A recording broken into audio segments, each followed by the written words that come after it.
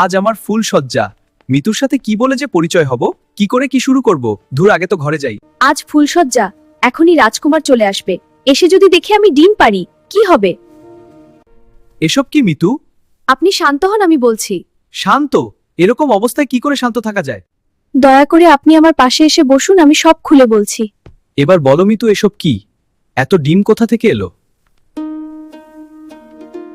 আমাদের রাজ্যে সবাই নাগমাতার পূজা করত, মানুষের সাহায্য করত একদিন।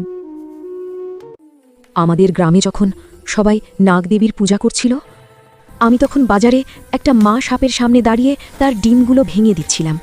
মা সাপটা ছটফট করছিল, যেন বোঝাতে চাইছিল ওগুলো তার সন্তান। তারপর একটা বৃদ্ধ মহিলা আমার কাছে এলো, খাবার একটু চেয়েছিল। আমি অহংকারে খাবার ফেলে তাকে আঘাত করেছিলাম। তারপর থেকে আমি প্রতি রাতে এভাবে ডিম পারি।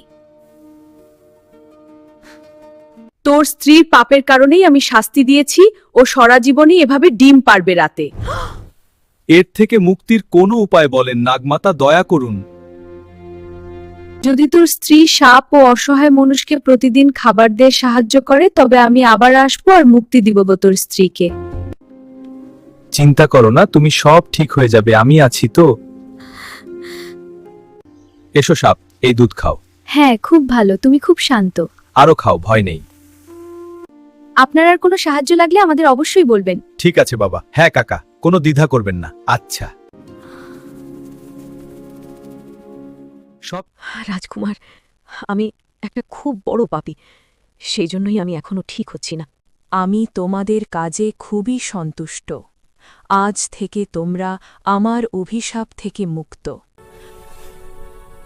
আজ থেকে তুমি অভিশাপ মুক্ত মিতু। আমি খুব খুশি।